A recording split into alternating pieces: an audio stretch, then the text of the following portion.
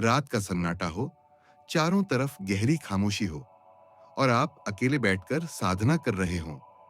मंत्रों की धीमी गूंज भीतर एक कंपन पैदा करती है, लेकिन अचानक दिल में एक सवाल उठता है, मैं ये सब कब तक करता रहूं?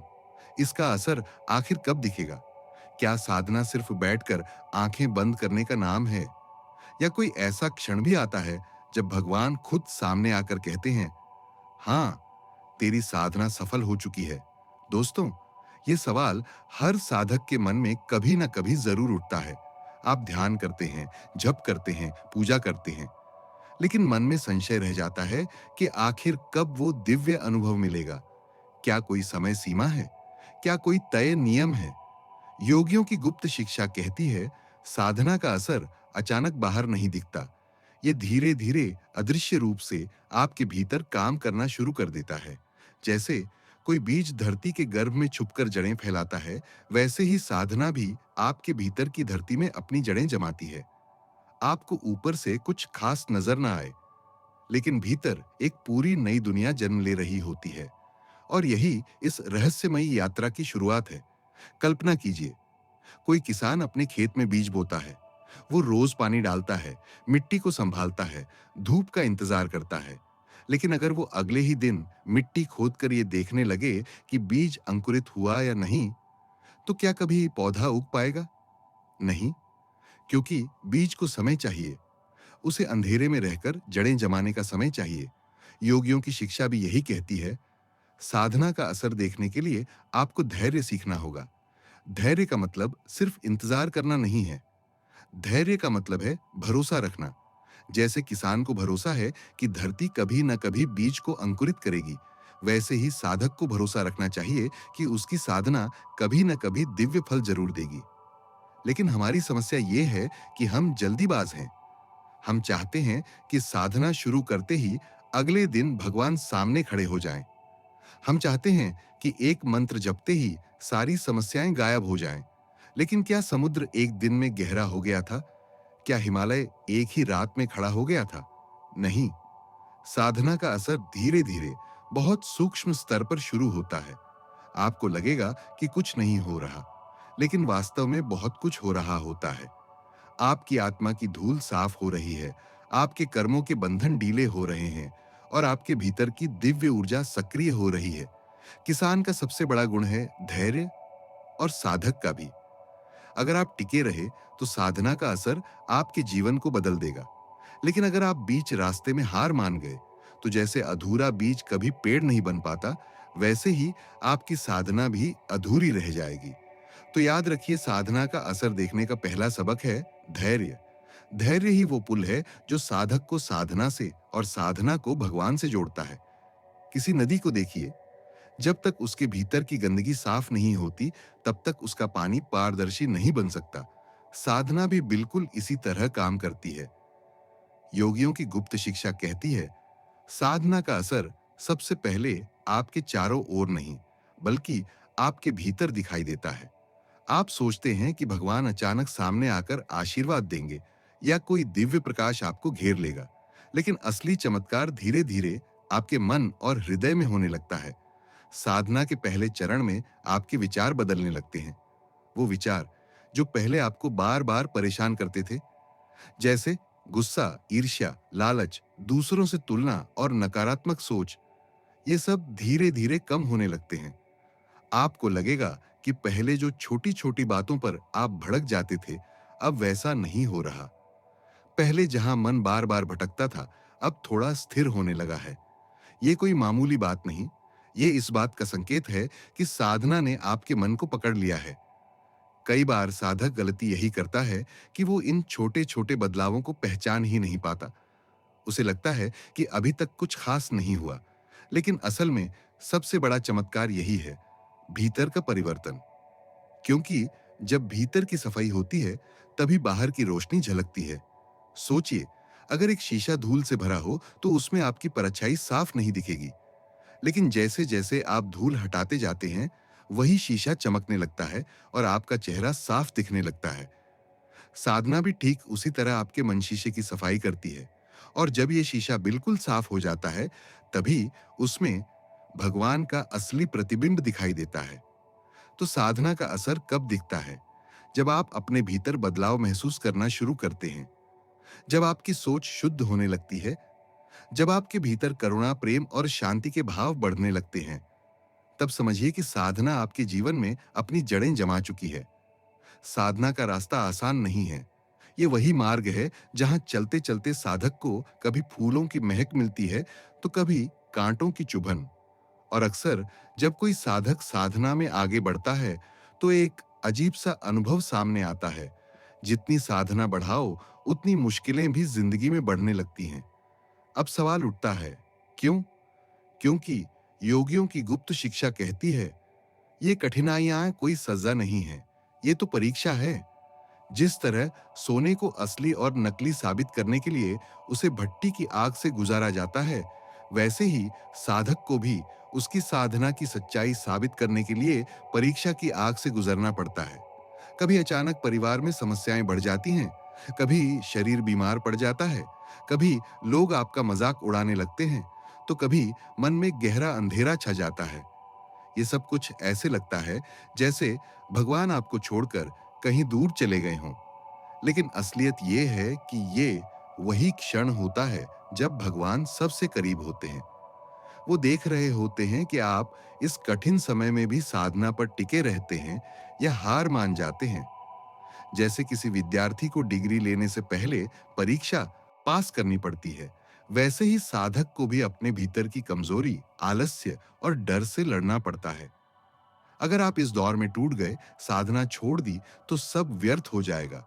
लेकिन अगर आप इस अंधेरे समय को धैर्य और विश्वास के साथ पार कर लेते हैं, तो वही कठिनाई आपकी शक्ति बन जाएगी। यही वो क्षण है जहां साधक और सामान्य इंसान में अंतर पैदा होता है। एक सामान्य इंसान मुश्किलों में टूट जाता है, लेकिन साधक मुश्किलों में तप कर सोना बन जाता है। इसलिए योगियों ने कहा है, जब आपकी साधना के बीच अचानक जीवन में तूफान आए, तो डरिए मत। समझ लीजिए, ये ईश्वर की ओर से भेजी हुई अंतिम परीक्षा है।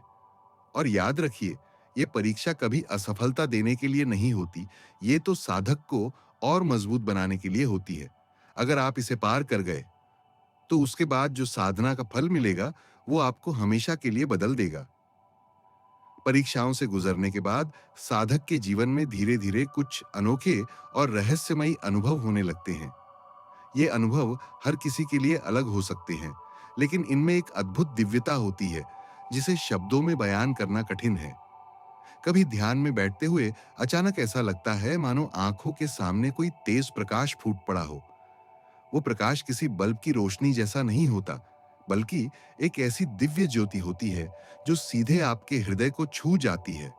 कभी बिना वजह ऐसा लगता है कि भीतर कोई अदृश्य शक्ति आपको घेर कर शांति से भर रही है।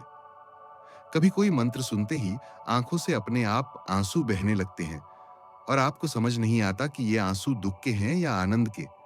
कभी ऐसा लगता है कि कोई अनजानी आवाज भीतर से कह रही है, मैं यही हूं, तू अकेला नहीं है। योगियों की शिक्षा कहती है कि ये सब संकेत हैं। ये संकेत बताते हैं कि साधना अब सिर्फ आपकी कोशिश नहीं रही, बल्कि अब ईश्वर ने भी आपके जीवन में हस्तक्षेप करना शुरू कर दिया है। ये वो क्षण होते हैं जब अवचेतन मन के दरवाजे खुलने लगते हैं और आत्मा पहली बार दिव्य उपस्थिति को महसूस करती है। लेकिन ध्यान रहे, ये अनुभव साधना का अंत नहीं है। ये तो बस झलकियां हैं, छोटे-छोटे संकेत हैं कि आप सही रास्ते पर हैं। अगर साधक इन अनुभवों में ही खो जाए और यहीं रुक जाए, तो यात्रा अधूरी रह जाती है। योगियों ने हमेशा कहा है, इन अनुभवों को स्वीकार करो, उनका आनंद लो, लेकिन उनसे बंधो मत, क्योंकि साधना का असली फल अनुभवों से भी आगे है। वो है ईश्वर से मिलन। सोचिए, जैसे कोई यात्री पहाड़ चढ़ते-चढ़ते बीच में सुंदर नजारे देखकर ठहर जाए, तो वो शिखर तक कभी नहीं पहुंच पाएगा, उसे आगे बढ़ना ही होगा। वैसे ही साधक को इन रहस्यमयी अनुभवों के बाद भी साधना पर डटे रहना चाहिए। तो याद रखिए, साधना का असर तब दिखता है जब आपके भीतर ये दिव्य झलकियां आने लगें। ये इस बात का प्रमाण है कि आपकी आत्मा अब धीरे-धीरे अपने असली घर की ओर लौट रही है।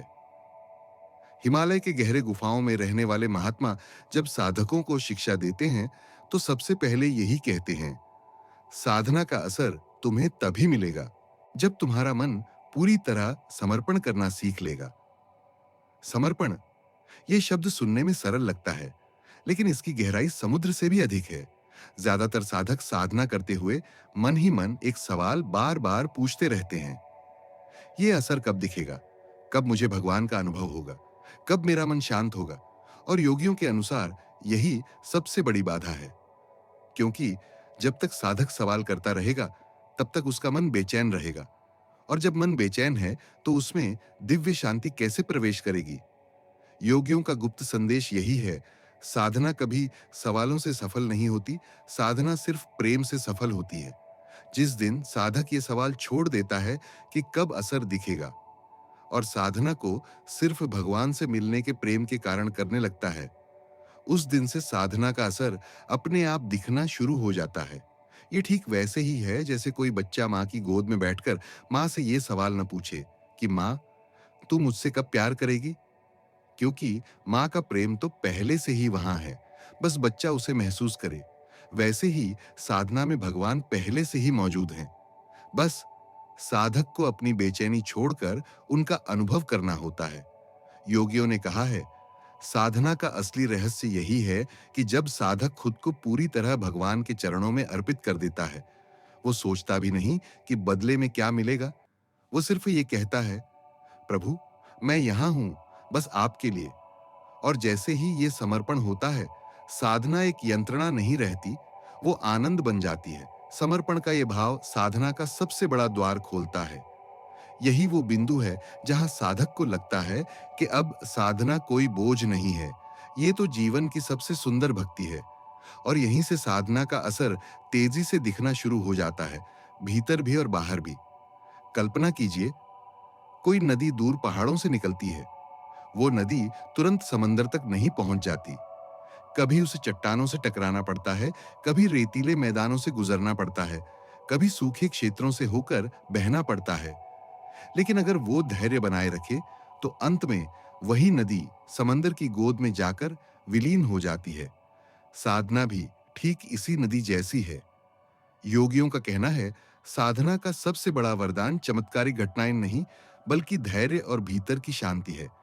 ये धैर्य ही साधक को उस बिंदु तक ले जाता है जहां जीवन के सबसे बड़े तूफान भी उसे हिला नहीं सकते। धीरे धीरे साधक के भीतर ऐसा बदलाव आता है कि जहां पहले वो गुस्से में फट पड़ता था, अब वहां वो मुस्कुरा देता है। जहां पहले वो चिंता से घिरा रहता था, अब वहां एक गहरी शांति उसे ढक लेती है। जहां पहले वो हर समस्या से डरता था, अब वहां उसे महसूस होता है कि कोई अदृश्य शक्ति हमेशा उसके साथ है। यही साधना का असली आशीर्वाद है।